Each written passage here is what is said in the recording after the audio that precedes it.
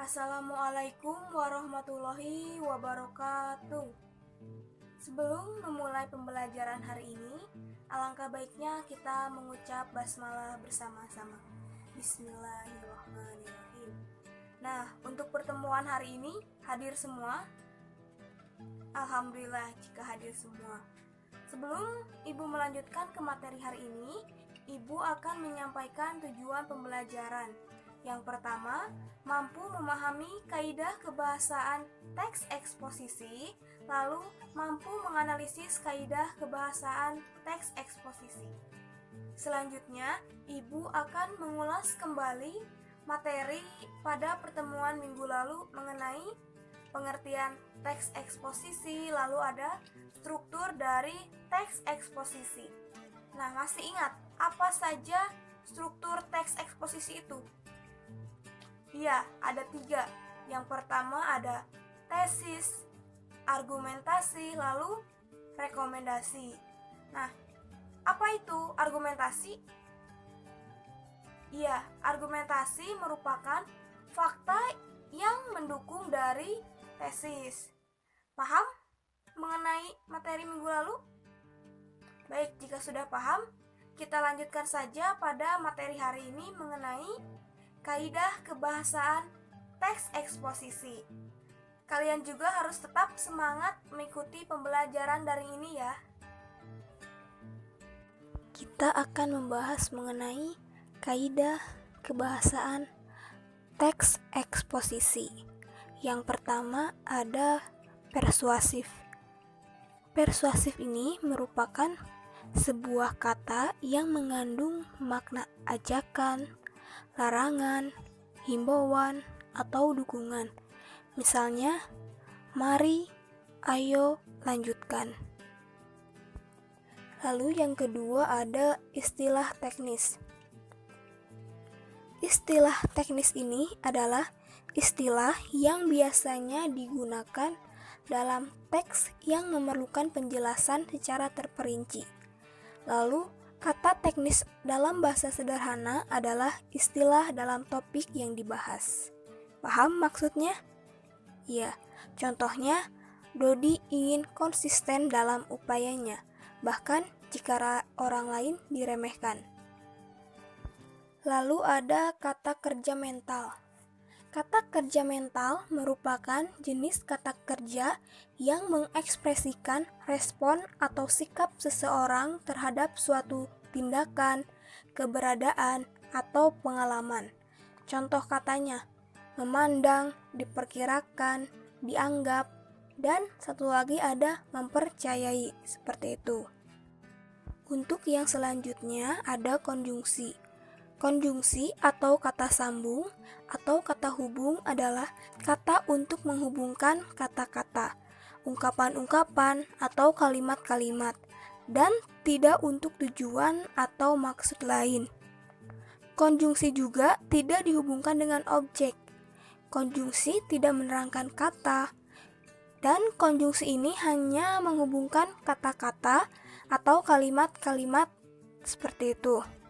Nah, konjungsi terbagi menjadi 2, yakni ada konjungsi koordinatif dan konjungsi subordinatif.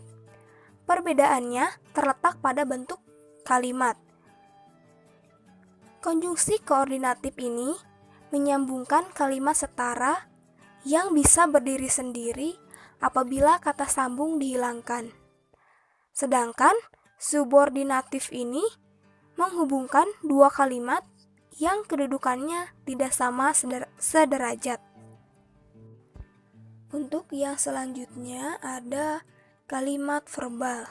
Kalimat verbal atau kalimat kerja merupakan kalimat yang memiliki predikat yang berupa kata kerja verba, bukan nomina maupun adjektiva. Adjektiva ini merupakan kata sifat, seperti itu. Susunan dari kalimat ini yaitu terdiri dari subjek dan predikat dengan syarat subjek berisi kata benda, seperti pada kalimat nominal ada orang, hewan, tumbuhan. Lalu predikatnya adalah kata kerja, misalnya membaca, berlari, makan, seperti itu. Lalu untuk objeknya ada buku, jam, pensil, keterangan waktu 3 jam yang lalu, minggu kemarin, atau besok. Nah, untuk keterangan tempat ada di sekolah, musola, lapangan. Contoh kalimatnya, Roni membaca buku. Terdiri dari subjek, predikat, dan objek. Seperti itu. Untuk yang selanjutnya ada kalimat nominal. Kalimat nominal merupakan kalimat yang predikatnya berupa kata benda. Susunan dari kalimat ini yaitu kalimat verbal, subjek, dan predikat. Namun, kalimat ini harus terdapat syarat. Yang pertama, subjek berisi kata benda, orang, hewan, tumbuhan.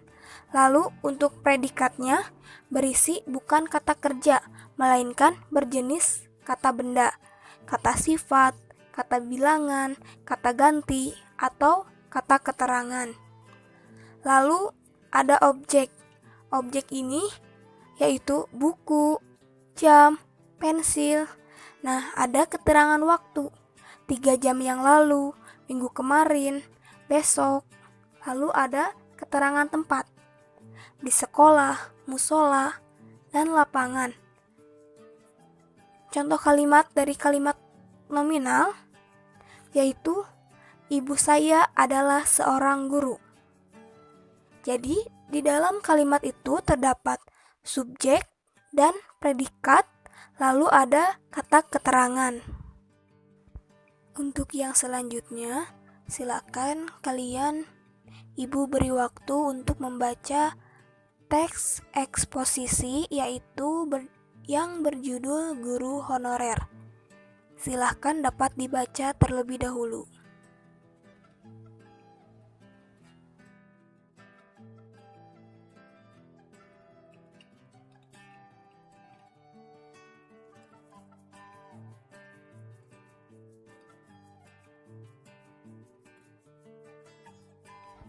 Untuk yang selanjutnya, kita akan analisis mengenai kaidah kebahasaan teks eksposisi.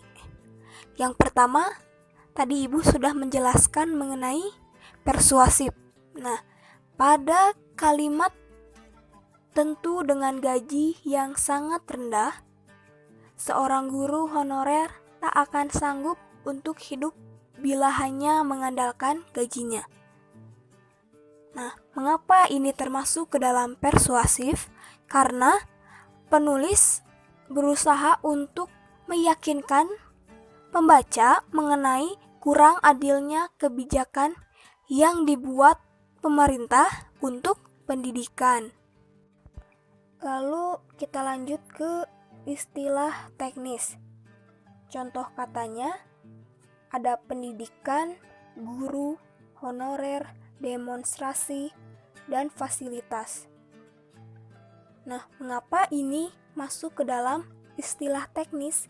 Karena teks ini membahas kebijakan bagi guru honorer dalam dunia pendidikan. Untuk yang selanjutnya, kita akan menganalisis mengenai konjungsi. Nah, pada teks guru honorer terdapat kata konjungsi. Yang pertama ada oleh karena itulah, atau, namun, sementara, dan bahkan. Untuk contoh kalimatnya, oleh karena itulah sudah semestinya pemerintah mengantisipasi hal ini sebelum menjadi permasalahan yang serius. Itu contoh analisis dari konjungsi. Baik, Ibu akan melanjutkan analisis kata kerja mental. Ada menyedihkan, bersemangat, menyerah, mengevaluasi, kekurangan, dan mengandalkan. Karena pada teks guru honorer ini berkaitan dengan pendapat penulis untuk meyakinkan pembacanya seperti itu. Paham? Lalu ada kalimat verbal. Contoh kalimatnya, guru adalah salah satu unsur terpenting dalam dunia pendidikan. Bisa terlihat dari teks guru honorer seperti itu. Nah, yang terakhir kita akan menganalisis mengenai kalimat nominal. Contoh kalimatnya yang sudah kita analisis, guru honorer SD hanya mendapatkan uang bulanan tak lebih dari Rp400.000 saja. Alhamdulillahirobbilalamin, pertemuan hari ini sudah selesai mengenai kaidah kebahasaan teks eksposisi. Nah, Ibu juga sangat mengapresiasi semangat kalian mengikuti pembelajaran hari ini. Untuk tugas pertemuan yang akan datang, kalian menganalisis teks eksposisi berdasarkan kaidah kebahasaannya dari teks eksposisi. Untuk tugasnya berbentuk PDF dan dikumpulkan pada pertemuan yang akan datang. Paham untuk tugasnya? Baik, jika sudah paham, untuk materi pertemuan yang akan datang, kita akan membahas mengenai gagasan utama, gagasan penjelas, paragraf deduktif, dan paragraf induktif dari teks eksposisi. Baik, semoga kalian tetap menjaga kesehatan dan mematuhi protokol kesehatan. Mungkin itu saja yang dapat Ibu sampaikan pada pertemuan hari ini. Mohon maaf bila ada kesalahan. Billahi taufiq wal hidayah. Wassalamualaikum warahmatullahi wabarakatuh.